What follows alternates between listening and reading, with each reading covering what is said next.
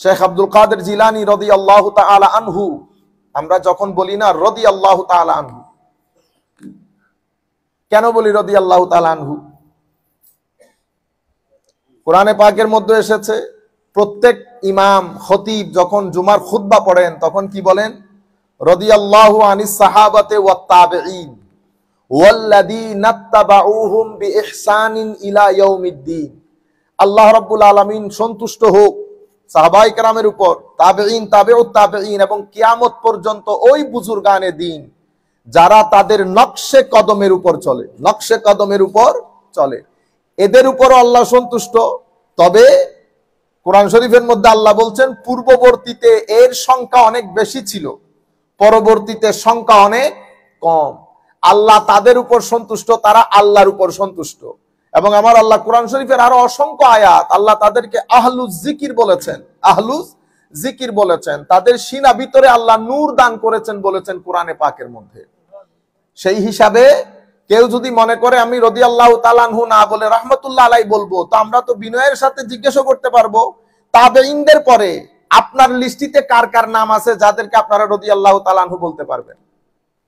লিস্টের মধ্যে হয়তো ফারাক থাকতে পারে, কিন্তু ওলি বুজুর্গ যারা, যাদের জিন্দেগি দ্বীন ইসলামের খেদমতের মধ্যে অতিবাহিত করেছেন, যাদেরকে আমরা আল্লাহর ওলি বলি, যাদের ব্যাপারে আল্লাহ রাব্বুল আলামিন কোরআনে পাকের মধ্যে বলেছেন লা খাউফুন আলাইহিম ওয়া লা হুম ইয়াহজানুন, তাদেরকে উলামায়ে কেরাম, উলামায়ে উম্মত 1400 বছর ধরে, এগুলা তো ইলমি বিষয়, একাডেমিক যেই কোনো কিতাব আপনি খুলবেন, ফিকার কিতাব, হাদিস কি বলে ওয়াকালা রাদিয়াল্লাহু তাআলা আনহু। যাই হোক, কারো যদি আপনাদের ভালো না লাগে না বলবেন, কিন্তু অন্যদের সাথে কথাবার্তা বলে আমরা কোনো ফিতনা ফাসাদের মধ্যে যাব না।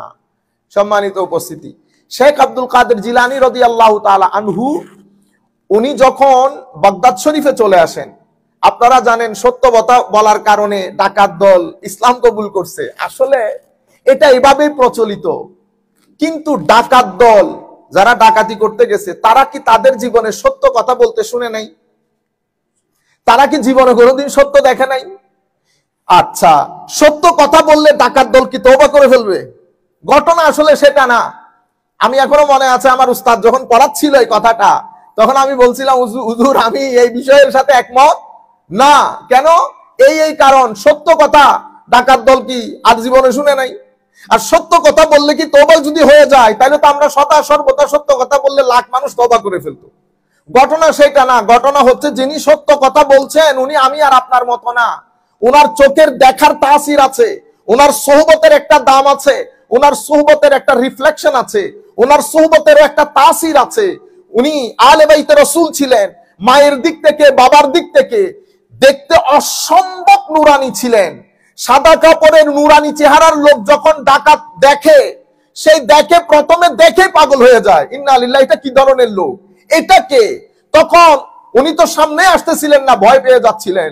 আমার ভাইয়েরা, হুজুর আল্লামা জালালউদ্দিন আল কাদেরী রাহমাতুল্লাহ আলাইহি আপনারা দেখেছেন, উনি এখানে বোধহয় জুমা পড়িয়েছেন। উনি যখন ব্রিটিশ ইমিগ্রেশনে যায়, ব্রিটিশ ইমিগ্রেশন অফিসার জিজ্ঞেস করে আপনারা কোত্থেকে এসেছেন, আপনাদের শক্ল ও সুরত দেখতে কমপ্লিটলি ডিফারেন্ট, কারণ দেখতে অনেক নুরানি ছিলেন। সাথে বাইতুল মুকাররম মসজিদের তৎকালীন খতিব হুজুর আল্লামা সালেউদ্দিন রাহমাতুল্লাহ আলাইহি তশরিফ এনেছেন। এখন এই যুগের জালালউদ্দিন, এই যুগের কিছু লোকের চেহারা যদি এইরকম হয়, আমার শেখ ডক্টর আলী জুমা, আপনি যদি মজলিসের মধ্যে বসেন শুধু তাকিয়ে থাকবেন চেহারার নূরের দিকে। শেখ ডক্টর আলী জুমা যখন কথা বলেন শুধু তাকিয়ে থাকবেন। আমি অসংখ্য নন মুসলিম ব্রিটিশদেরকে দেখেছি যারা যখন আজহার মসজিদ ভিজিট করতে আসতেন, তারা শুধু গামছা কি বলে উড়না পেঁচিয়ে হুজুর ডক্টর আলী জুমার মজলিসে বসে থাকতেন, শুধু ওনার দিকে তাকিয়ে থাকতেন। চেহারা আজীব এক জিনিস। আপনার সিনার ভিতরে যে নূর আপনি ধারণ করবেন সেটা আপনার চেহারা দিয়ে প্রস্ফুটিত হবে। সেই কারণে বলা হয় face is the index of mind, face is the mirror of mind. আপনার ভিতরে কি আছে সেটা আপনার চেহারার আয়না দিয়ে মানুষ দেখতে পায়।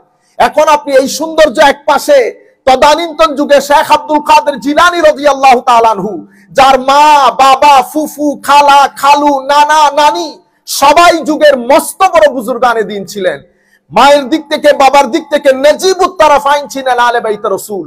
শক্ল ও সুরতের অবস্থা এবার আপনারা বিবেচনা করেন। ডাকাত যখন জিজ্ঞেস করছে, হুজুর শেখ আব্দুল কাদের জিলানী যখন নজর দিয়ে বলেছে আমার কাছে এত দিরহাম আছে, সে আর ওনার কাছে যায় নাই। যদি শুধু সত্য কথা শুনে তওবার কথা আসতো, তাইলে তো গিয়ে প্রথমে ছিনিয়ে নিত। উনি ছিনিয়ে নেন নাই, সেই দূর থেকে দেখে সর্দারের কাছে চলে গিয়ে বলে, হুজুর আছে, আসেন দেখেন, আজীব গরিব মাহল, ছোট্ট একটা ছেলে 18-20 বছরে, উনি দেখতে ডিফারেন্ট। ওনাকে আমি জিজ্ঞেস করেছি কিছু আছে কিনা, সে বলেছে আমার কাছে এত দিরহাম আছে।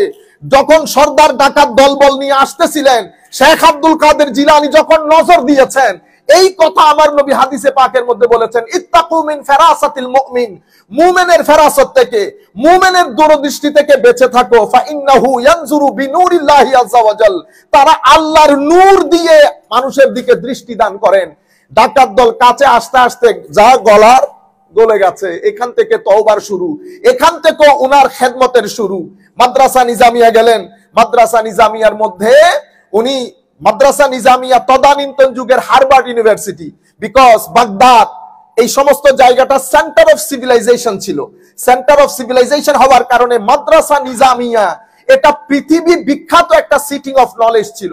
কুল কায়নাত থেকে বড় বড় জ্ঞানী গুণী জন, স্কলার্সগণ মাদ্রাসা নিজামিয়ার মধ্যে যেতেন। প্রত্যেকের একটা আশা থাকতো, আমি মাদ্রাসা নিজামিয়ার মধ্যে পড়বো, যেভাবে অক্সফোর্ড, ক্যামব্রিজ, হার্ভার্ডের বর্তমান অবস্থা। উনিও সেখানে চলে গেছেন, ভর্তি মিলে গেছে, স্টুডেন্ট হলের মধ্যে থাকতেন।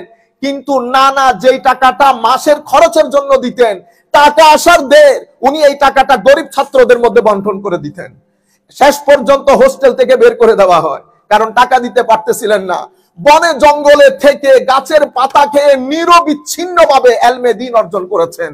সাথে রাতের সিজদা এবং দর্স, এই দুইটা মিলে শেখ আব্দুল কাদের জিলানী রাদিয়াল্লাহু তাআলা আনহুকে বেলায়েতের চরম শিখরে আরোহণ করেন। উনি বলেন, দারাস্তুল ইলমা হাত্তা সানতু কুতুবা, আমি ইলম শিখতে শিখতে, নলেজ শিখতে শিখতে আল্লাহ রাব্বুল আলামিন আমাকে কুতুবিয়তের মর্যাদা দান করেছেন। কুতুবিয়ত মানে সমস্ত ওলিদের principal, top most senior post, সেই মর্যাদা আল্লাহ আমাকে দান করেছেন।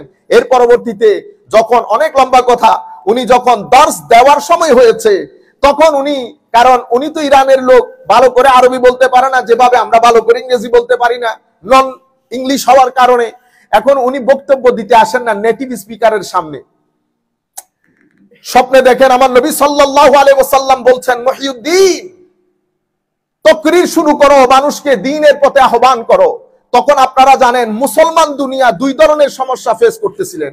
একটা মুসলমান শাসকের পক্ষ থেকে অতিমাত্রায় দুনিয়াদার শাসক, দুনিয়া, টাকা পয়সা, লোভ লালসা তখন মুসলিম উম্মাহকে ঘিরে ফেলেছে।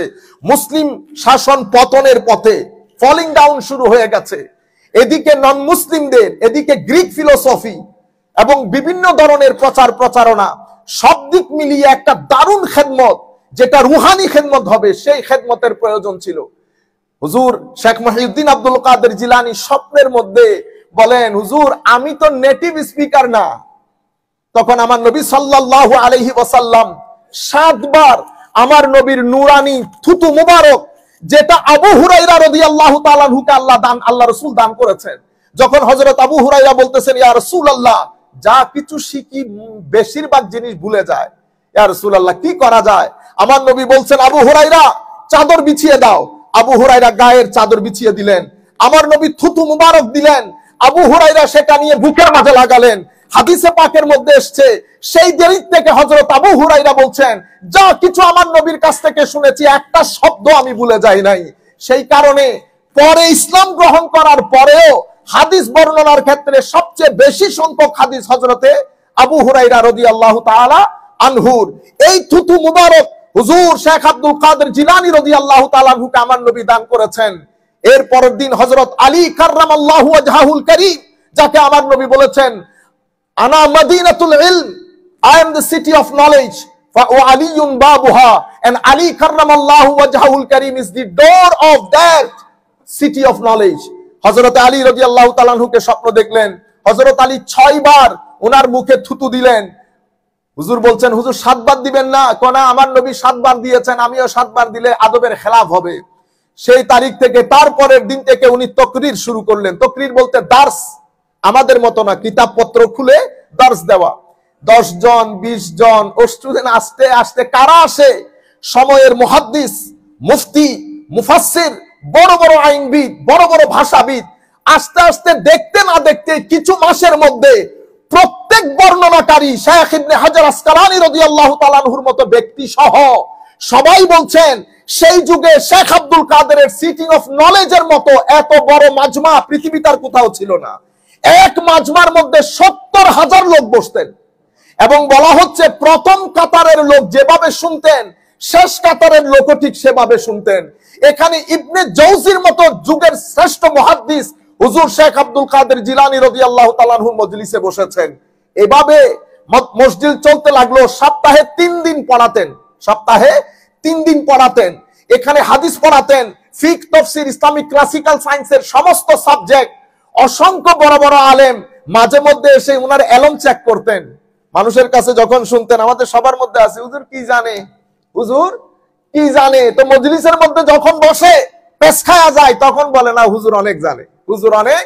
আমাদের অনেকের মধ্যে আছে 2 লাইন পড়ি নাই, 2টা বই পড়ি নাই।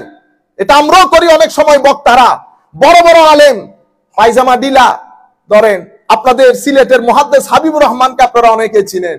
হ্যাঁ, হুজুর তো একেবারে সাধারণ, বুঝতে পেরেছেন। আমি প্রথম দিন দেখে মনে করেছি কোন মসজিদের ইমাম হবে, কোন মসজিদের।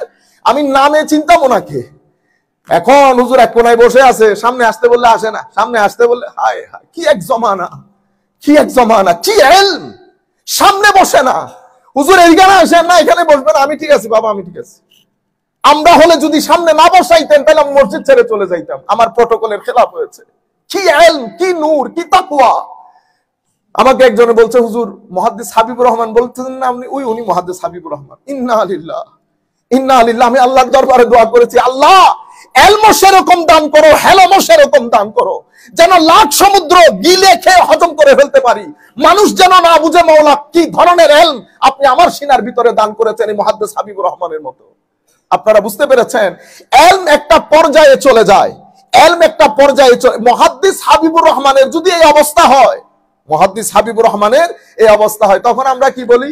ডালা দিলে দূর, জানলেও আর কি জানে, জানলেও আর কি জানে। আমি এক মজলিসের মধ্যে বসেছি, কি কারণে যেন হুজুর ইলমি খিতাব শুরু করেছেন।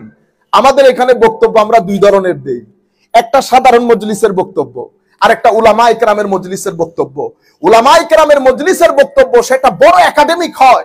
হুজুর মুহাদ্দিস হাবিবুর রহমান রাহমাতুল্লাহি আলাইহি ওয়া নাফা'না বিউলুমিহি ফিদ দারাইন আমিন। মাওলাই করিম হুজুরকে কবরের মধ্যে হাসরের মধ্যে জাযায়ে খায়ের দান করুক, আমিন বলেন সবাই।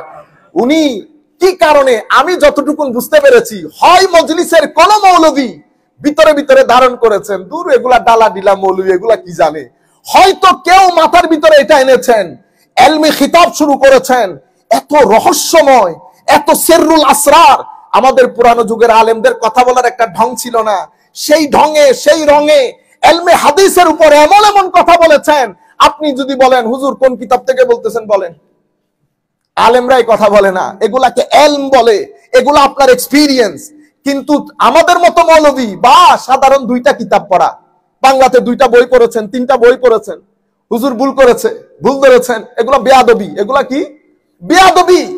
শয়তান এই কাজ করেছে। আদম আলাইহিস সালামকে সিজদা দেওয়ার কথা যখন বলা হয়েছে উসজুদু লি আদম, তো তার মধ্যেও তো কিছু আলম খালাম ছিল। আনা খায়রুম মিনহু, আমি তার চেয়ে ভালো, আমি তার চেয়ে উত্তম, আমি কেন তাকে সিজদা করব? ফেরেশতারা কিন্তু এই কথা বলেন নাই। ফেরেশতারা বলেছেন সুবহানাকা লা ইলমা লানা ইল্লা মা আল্লামতানা। মাওলা আপনার পবিত্রতা, যা আপনি দান করেছেন এর চেয়ে বেশি আমরা কোনো কিছুই জানি না। জানলে অনেক কিছু, না জানলে কোনো কিছুই না। জানার কারণে আমি গতবার হযরত ইবনে জুরাইজের কথা বলেছি, যখন জেনে গেছে আপনার খানেকা স্বর্ণ দিয়ে বাঁধে দেই। যখন জেনে গেছে ইউসুফ আলাইহিস সালাম যাকে গোলাম গোলাম বলতো সবাই, জানার পরে বলছো বাহ, এটা তো মানুষও না, এটা আল্লাহর নৈকট্য প্রাপ্ত কোন ফেরেশতা হবে। সম্মানিত উপস্থিতি, বলতে চাচ্ছিলাম দর্শ শুরু হয়ে গেছে। 70,000 লোক, হযরত ইবনে হাজার আসকালানী, ইমাম যাহাবী সিয়ারে আলামিন নুবালা, এগুলো বিশ্ব বরেণ্য ইলমে হাদিসের কিতাব। সবাই হুজুর শেখ আব্দুল কাদের জিলানীর এই মজলিসগুলা তাদের স্ব কিতাবের মধ্যে তুলে ধরেছেন। এই ব্যাপারে প্রত্যেক উলামা একমত। শেখ ইবনে তাইমিয়া সহ, শেখ ইবনে তাইমিয়া সহ সমস্ত ঘরানার লোক একমত যে শাইখ আব্দুল কাদের জিলানীর কারামাত গুলো আমাদের কাছে যেই বর্ণনা সূত্রে পৌঁছেছে, এরকম আর কোন কারামাত এত শুদ্ধ বর্ণনা সূত্রে পৌঁছে নাই। যার কারণে শেখ ইবনে তাইমিয়ার মতো বড় বড় কড়া আলেমও হুজুর শেখ আব্দুল কাদের জিলানীর কারামাত বর্ণনা করতে বাধ্য হয়েছেন। আপনারা বুঝতে পেরেছেন?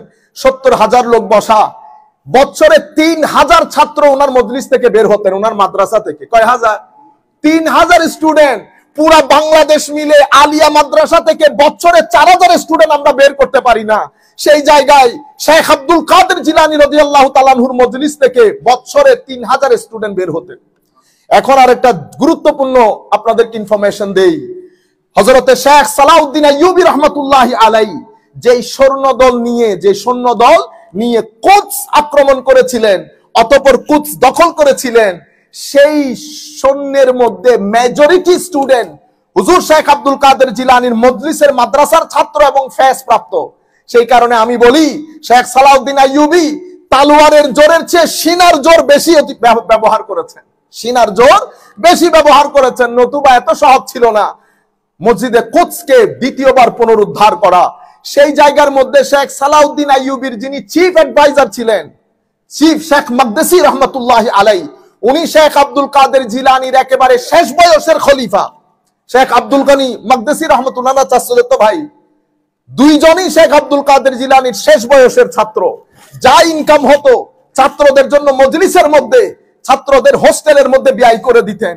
শেখ আব্দুল গনি মাকদেসি রহমতুল্লাহ আলাইহি বলছেন, হাম্বলি মযহাবের বিশ্ব বরেণ্য মুহাদ্দিস, উনি বলছেন আমি এক রাতে দেখলাম শেখ আব্দুল কাদের জিলানী রাতের অন্ধকারে উঠে ল্যাম্প একেবারে ছোট্ট একটা লাইট জ্বালিয়ে মাদ্রাসার ছাত্রদের খেদমত করছেন, মাদ্রাসার ছাত্রদের খেদমত করছেন। এটা আজীব এক জজবা। আমি কিছুদিন আগে আমার উস্তাদ শেখ ইমামুল আকবর আজহার বিশ্ববিদ্যালয়ের, যাকে চ্যান্সেলর এবং প্রেসিডেন্ট এবং ইমামুল আকবর বলা হয়, কুল কায়নাতের অফিশিয়ালি যাকে পৃথিবীর সবচেয়ে বড় আলেম ধরা হয়, আমাদেরকে সেকেন্ড ইয়ারে পড়াতেন। উনি তখন ফ্রান্সের সারবুন থেকে নতুন নতুন আজহার ইউনিভার্সিটিতে জয়েন করেছেন।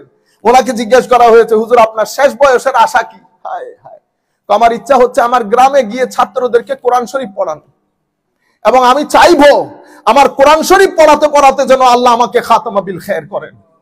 আপনারা এই আজীব খেদমত হযরতে শেখ আব্দুল কাদের জিলানী রাদিয়াল্লাহু তাআলা আনহু আঞ্জাম দিয়েছেন। এই কারণে ইমাম ইয়াফঈ বলেন, বেদায়াতুন নেহায়ার মধ্যে ইমাম ইবনে কাসির বলেন, আমি শুধু ইবনু রজব হাম্বলি বিশ্ব বরেণ্য মুহাদ্দিস, উনি বলছেন কানা হুয়া জাহিদ শাইখুল আসর কুদওয়াতুল আরিফিন সুলতানুল মাশায়েখ সৈয়দ আহলি তরিকা মহিউদ্দিন আবু মুহাম্মদ সাহিবুল মাকামাতি ওয়াল কারামাতি ওয়াল উলুমি ওয়াল মাআরিফ ওয়াল আহওয়ালিল মাশহুরা। হযরতে শেখ ইবনু রজব হাম্বলি ওনার আত-তাবাকাত কিতাবের মধ্যে বলছেন, শেখ আব্দুল কাদের জিলানী ওনার সময়কালে ওনার কোনো মেসাল ছিল না, এলমের দিক থেকে, হেলমের দিক থেকে, তাকওয়ার দিক থেকে, তরিকতের দিক থেকে, সকল দিক থেকে।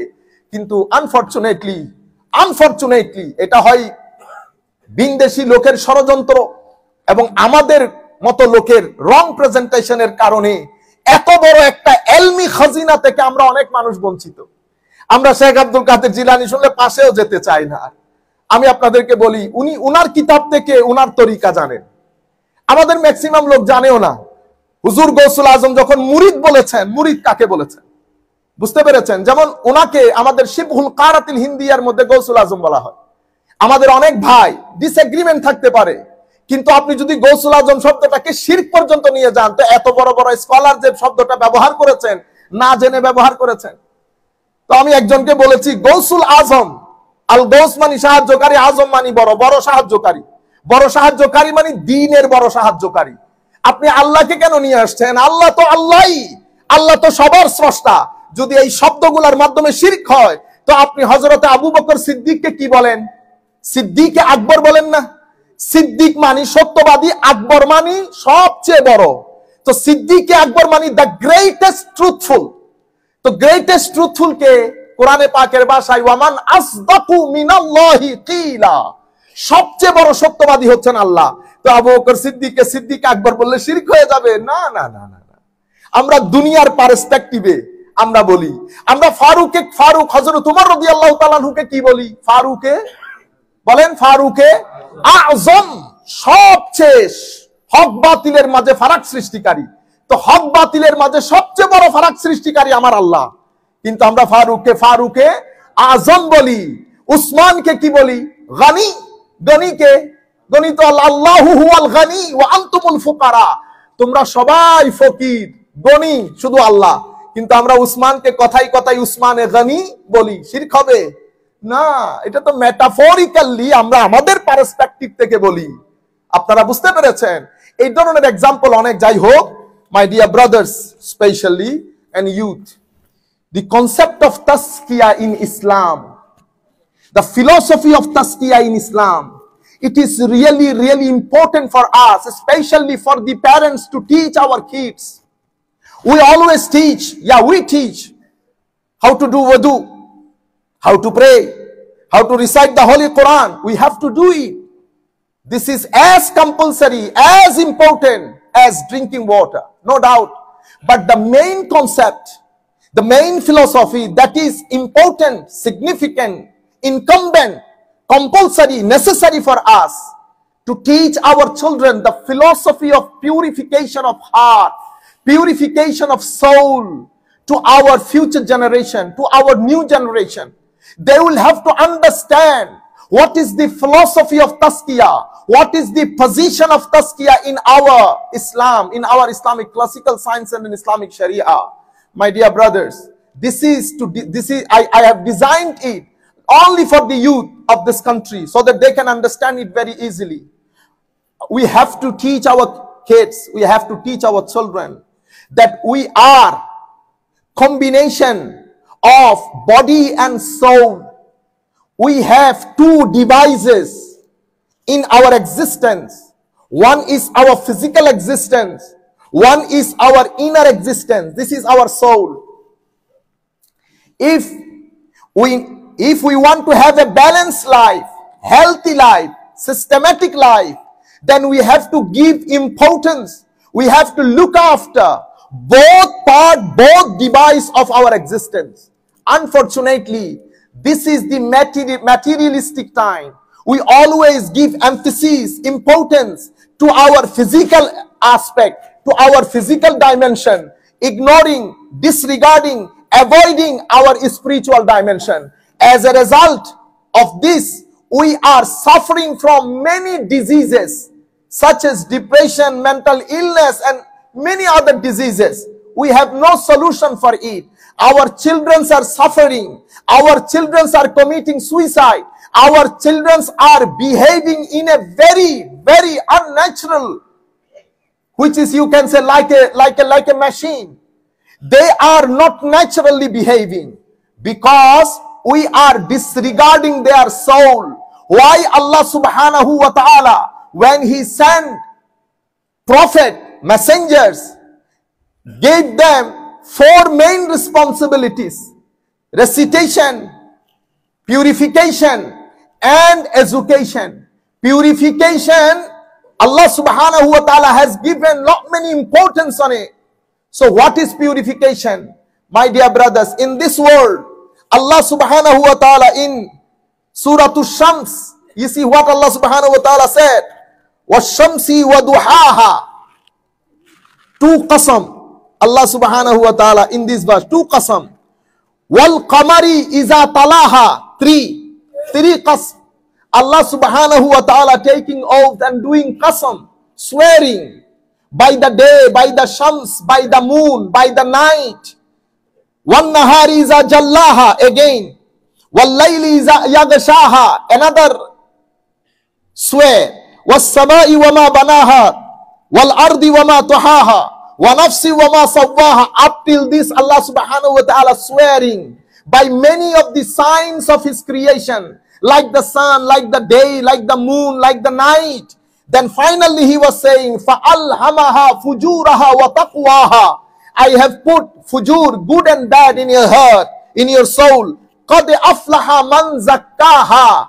Successful are those who purifies their soul from all bad propensities, from all bad energies. After 11 qasm, Allah subhanahu wa ta'ala saying this fact. Now this is really easy for us to understand how important it is to purify our soul. What is the purification? Time is very short. I will finish it in 3 minutes. The whole world, Allah subhanahu wa ta'ala put good and bad in this world. Khair and shar. Khair and shar. Allah subhanahu wa ta'ala had blessed us 5 faculty of senses, senses of perception. They are the tunnel connected to our soul. If you, purification means I have to use my eyes to gain good energy, positive energy for my soul. So I have to look at the good things. If I look at my parents, good energy. If I look at the beauty of this world, good energy. If I look at the Quran, good energy. If I look at our elderly person with due respect, good energy. But if we constantly use Facebook and all other means of communication, even if I do it, so I am earning, gaining bad energy. So by my eyes, I have to understand throughout the day how much good energy I earn for my soul, or how much bad energy I earn my soul. This is how my hands, good or bad. If good, good energy will be passed onto your soul. If bad, bad energy will be passed onto your soul. As a result, and our tongue. If you backbite, what we do generally at our home. So backbiting, arrogance, using abusive language, all these add or convey the bad energy to your soul. So this is how 5 faculty of senses, if I can make sure that I am using it positively, then positive energy. Positive energy is nur. If I use it negatively, then negative energy. Negative energy is just black dotted, black spot. Now what is purification? Purification is, if I earn bad energy, I have to pray, I have to do wudu, I have to recite Quran so that I may able to remove all bad energies from my soul. If your soul is full of bad energy, you cannot protect yourself from depression. I am not talking about your grave. I am not talking about your death. I am not talking about the day of judgment. I am talking about a good life in this world. If I want to have a good life, the only way is to protect our soul from the negative propensities, negative energies. If negative energies in my soul, nobody will be able to protect you from depression, mental illnesses and all other diseases. If you want to protect, if I want to protect, I have to earn good energy as much as we can. Good energy will come to your soul if you recite Holy Quran, if you pray 5 times a day, if you be respectful to your parents, if you are polite, if you are submissive, if you have a good behavior, if you are a cooperative, these all good things will give you good energies. Then you will be energetic physically as well as spiritually. You have physical energy, but you are committing suicide. You have physical energy, but you are reactive. You have physical energy, but you have no family life. You have physical energy, but you are not patient. You have physical energy, you are not respectful. That means physically you are strong, spiritually you are weak. We have to make a balance. That's why Allah subhanahu wa ta'ala said, وَنَفْسٍ وَمَا سَوَّاهَا فَأَلْهَمَهَا فُجُورَهَا وَتَقْوَاهَا. I would request all my parents for their children to have good energy, positive energy. Please bring your children in the masjid. Make sure at home you reciting Quran. Make sure at home you doing zikr.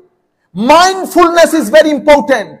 Our heart, we don't have mindfulness. We are occupied of so many things. That's why I call internet, net. The net surrounds us. Net made us heedless. Allah subhanahu wa ta'ala enable us, give us tawfiq to understand this reality and to teach and educate and give tarbiyah to our children. Jazakumullah khairal jaza fid darain. Now, my dear brothers, again I am requesting you, humbly, please donate generously. I don't say this. In fact, this is not it doesn't go with me. But I know the expenses of this masjid. Please donate generously. $5, make $20 a month. $1, $4 a month. So you paying $4 to this great center, such a big center. We everybody, alhamdulillah, using this center. We everybody using the facility provided by the center. So please,